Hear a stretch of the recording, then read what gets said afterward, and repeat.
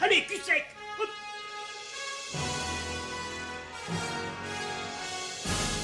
Personne ne veut le croire et pourtant c'est vrai, ils existent, ils sont là, Tarnatata. Le glow. Il faut qu'on pète.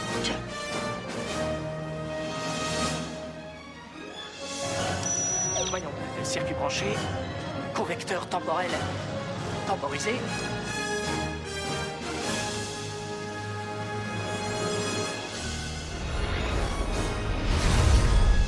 Bienvenue sur Histoire d'en dire plus. J'espère que vous allez bien. Comment vous allez? La forme? Bon, aujourd'hui on s'attaque à un film tiré d'un livre, mais je vais parler du livre. Avec un film avec Tom Hanks de Ron Howard, donc on ne parle pas de n'importe qui. On va parler de The Da Vinci Code. Allez, c'est parti mon kiki.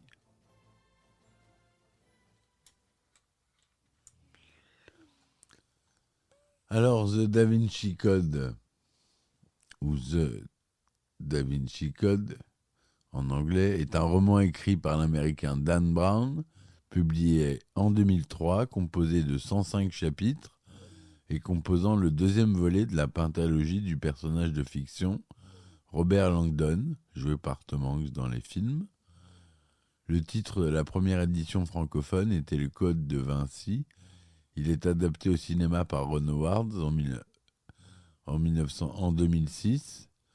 Les thèses du roman sont largement inspirées par L'énigme sacrée, un essai publié en 82 par 3 journalistes britanniques, Henry Lincoln, Michael Bates et Richard Leigh. Best-seller, le livre s'est vendu à 86 millions d'exemplaires dans le monde. Donc le résumé à la fois du film, puisqu'il retrace bien l'histoire donc, du film et du roman. Robert Langdon, un symbologue américain, est entraîné malgré lui lors d'un voyage à Paris dans l'affaire du meurtre de Jacques Saunière, conservateur au musée du Louvre. Langdon est soupçonné du meurtre, principalement à cause d'un message que Saunière a écrit sur le sol avant de mourir, s'achevant par la phrase « PS, trouvez Robert Langdon ». Seule Sophie Neveu, cryptologue et petite-fille de Saunière, croit en l'innocence de l'Américain. Persuadée que le message de son grand-père s'adresse à elle en particulier, Neveu demande à Langdon de l'aider à en comprendre le sens, le message pouvant d'ailleurs leur permettre de comprendre quel est le vrai meurtrier. En retour, elle l'aide à échapper au commissaire Fache, lancé à ses trousses. Langdon et Neveu découvrent par la suite que Saunière a été à la tête du prieuré de Sion, une ancienne et puissante confrérie, et qu'il a été assassiné par un membre de l'Opus Dei.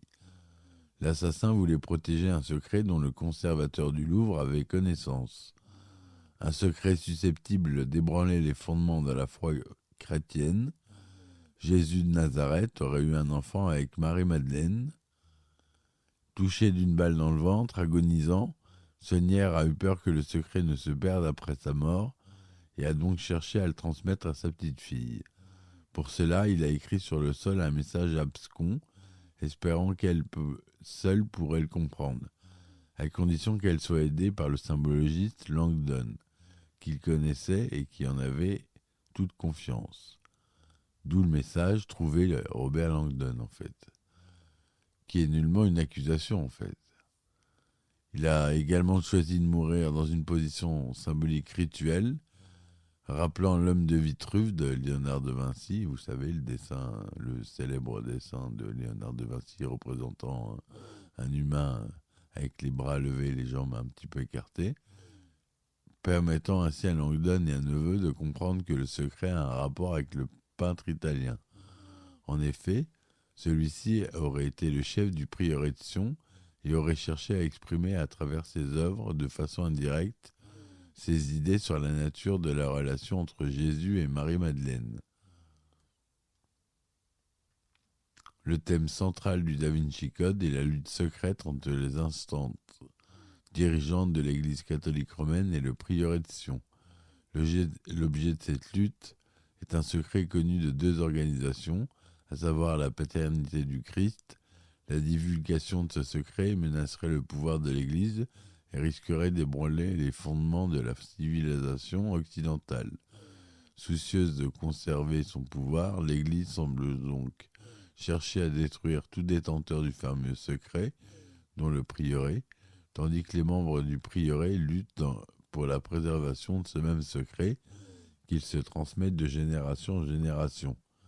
Sont par ailleurs évoquées en arrière-plan les deux idées selon lesquelles l'Église catholique, voulant acquérir et garder le pouvoir, s'est interposée et imposée comme intermédiaire entre l'homme et Dieu, et l'union sexuelle qui laisse toute la place à l'altérité homme-femme et qui est un moyen privilégié d'entrer en contact direct avec Dieu, voir la scène du hieros gamos, union sacrée, est déclarée péché.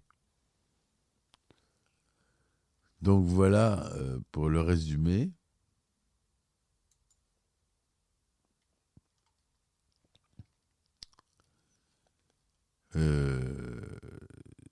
C'est tiré, l'histoire du film est tirée de faits réels.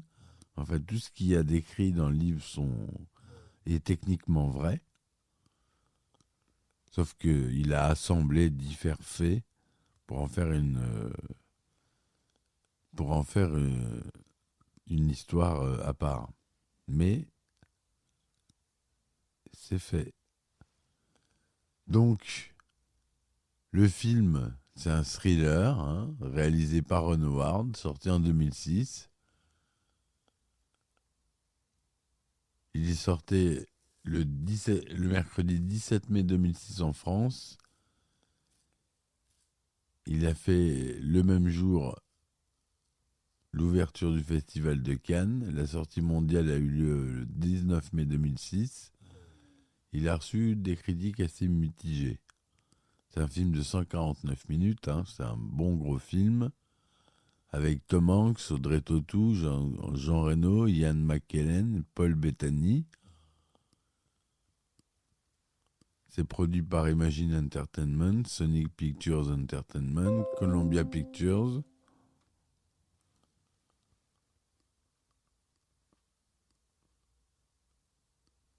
C'est coproduit par les États-Unis, Malte, la France et le Royaume-Uni. Produit à Malte aussi. Donc, la réalisation, on retrouve Ron Howard au scénario, Akiva Goldsman, d'après l'œuvre de Dan Brown, évidemment.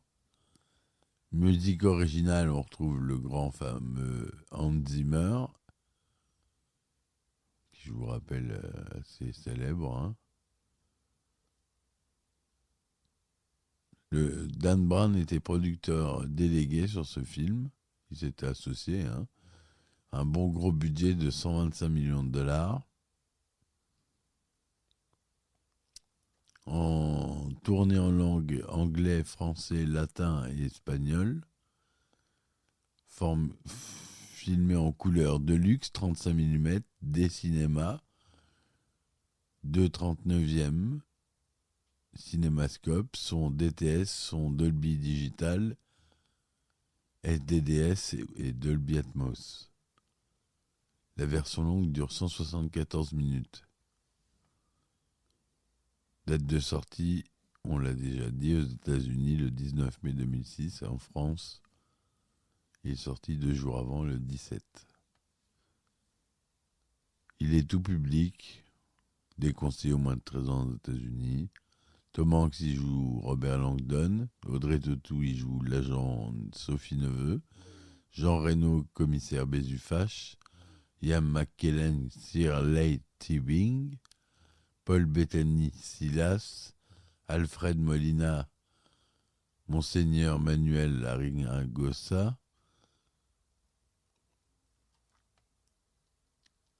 voilà ce qu'on a. Denis Podalides qui fait une apparition, Jean-Pierre Mariel, c'est celui qui meurt au début. Voilà. débrief, notre cher Tom Hanks. Avec ce film, c'est la troisième fois que le réalisateur Ron Howard et l'acteur Tom Hanks travaillent ensemble. Ils avaient déjà collaboré sur le film Splash en 1984 et sur Apollo 13 en 1995.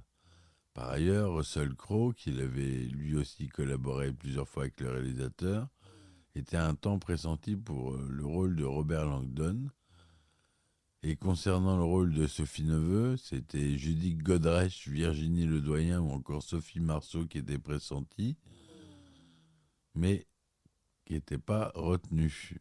Moi, j'aurais bien vu Sophie Marceau. On peut aussi apercevoir Dan Brown au début du film dans la scène où Langdon signe des autographes. Les droits du livre ont été achetés à $6 millions par Sony Pictures pour en faire l'adaptation. Dan Brown avait précédemment refusé une offre de Joel Sunrow, qui voulait utiliser la trame du roman pour en faire une saison, probablement la troisième de la série 24 heures chrono.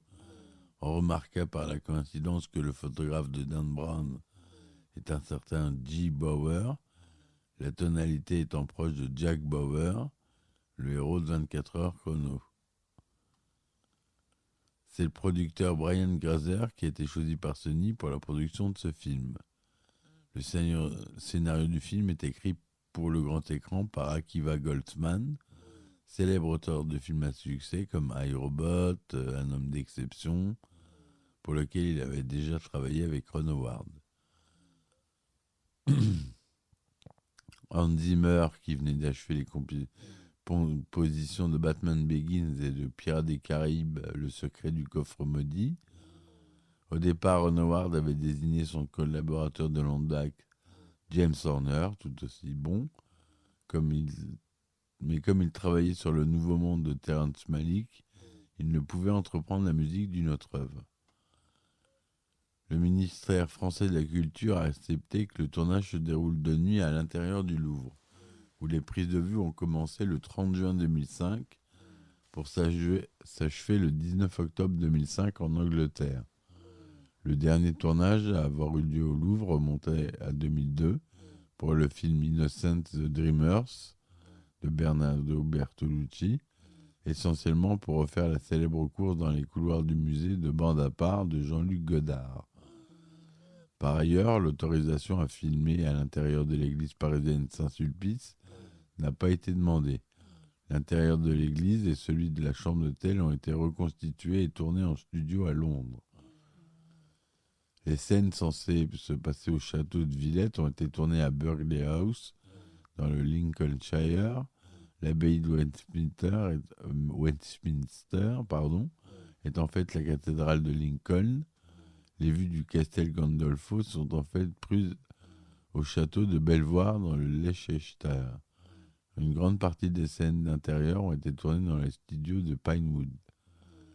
De plus, la fin du film se déroule dans la célèbre Roslin Chapel à Édimbourg, en Écosse, exactement comme dans le roman éponyme d'où le film est tiré. Donc, vous voyez le respect du réalisateur pour l'œuvre originale. Malgré tout, le pauvre Da Vinci Code reçoit que 26% d'opinions favorables sur 258 critiques, ce qui fait du roman de Dan Brown un best-seller n'est évidemment pas dans cette adaptation cinématographique terne et gonflée de Da Vinci Code.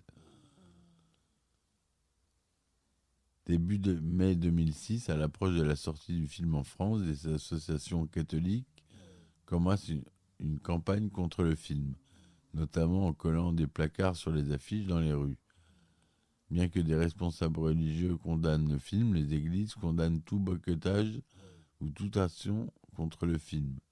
Le rôle de l'église dans cette affaire est de donner des éléments de compréhension et d'analyse.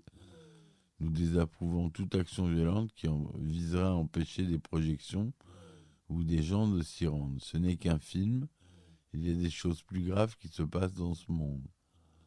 Jean-Michel Di Falco, président du Conseil pour la communication de la Conférence des évêques de France.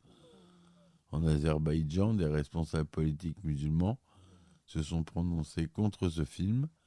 De même, en Thaïlande, pays à majorité bouddhiste, la Commission nationale de censure a recommandé de supprimer les 10 minutes qui sont importantes pour la compréhension du film. Sony Pictures a contesté cette décision. Finalement, un compromis a été trouvé à l'issue des négociations. Aucune partie du film n'a été censurée, mais une indication suivant laquelle le film était construit à partir de faits purement fictifs est affichée de manière bien visible avant le générique du début du film.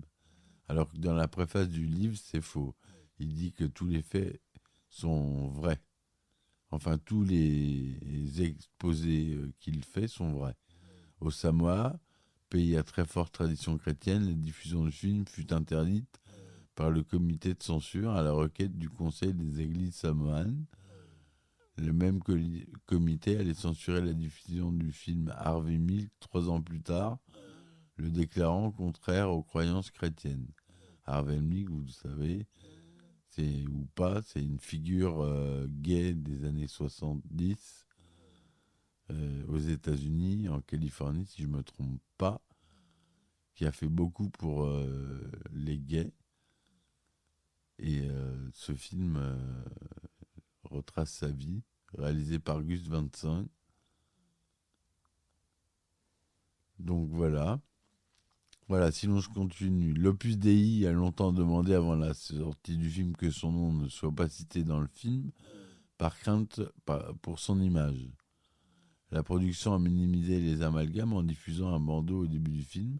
Toute similitude avec des faits réels ne serait que pure coïncidence.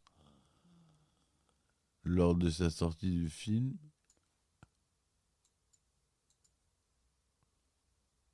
au cinéma, le monde entier, générant plus de 217 millions de dollars seulement aux États-Unis pour un budget de 125 millions de dollars, diffusé dans quelques 90 pays, il totalise 540 millions de dollars dans le reste de la planète, donnant au total 750 millions de dollars, un des plus gros succès dans l'industrie du cinéma. En France, ce sont 4 189 465 spectateurs qui sont allés voir le film, ce qui est pas mal. 4 millions, ça commence à faire en France.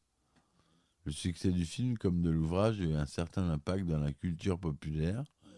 3 Français sur 10, selon un sondage d'opinion, seraient convaincus que les faits exposés sont réels, le tout dans un contexte d'attirance du public pour les questions ésotériques.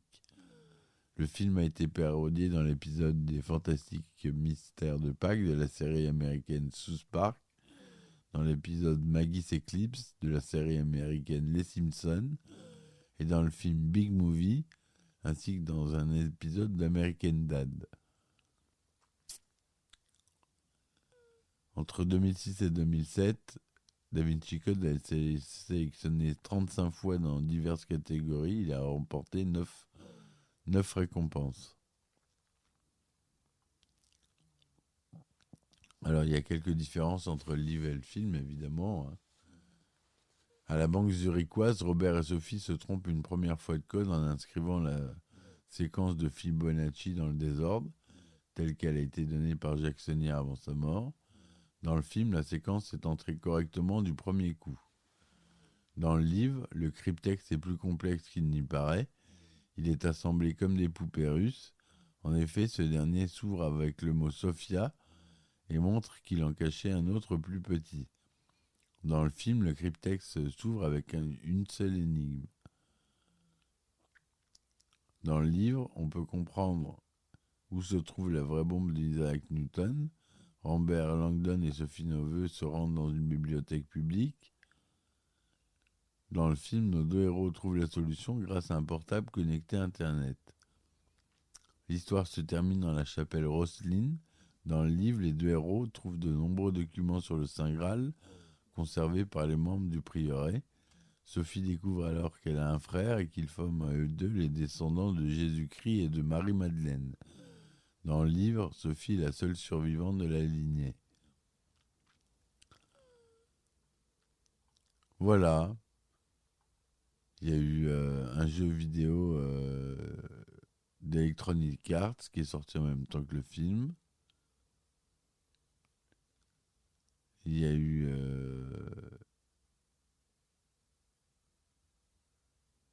eu qu'un seul jeu, oui. Un seul jeu. Voilà. J'espère que cette chronique vous aura plu. S'il vous plaît, participez activement en laissant des likes, des commentaires, des étoiles, si ça vous plaît, pour que je continue. C'est très important pour le référencement de mon podcast. Donc, si ça vous plaît, n'hésitez pas à le diffuser autour de vous, à vos amis, à le partager. Merci d'avance. Je vous dis à bientôt. Merci d'essayer de me supporter sur Ulule, Tipeee et Patreon. Je vous mets les liens en description. Je vous dis à très vite. Merci de m'avoir écouté et ciao ciao. Histoire d'en dire plus.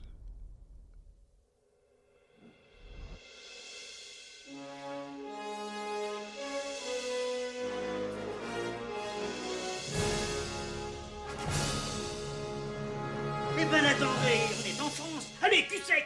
Hop.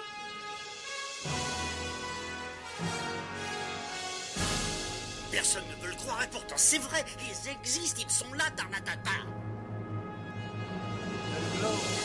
L'eau. Il faut qu'on pète.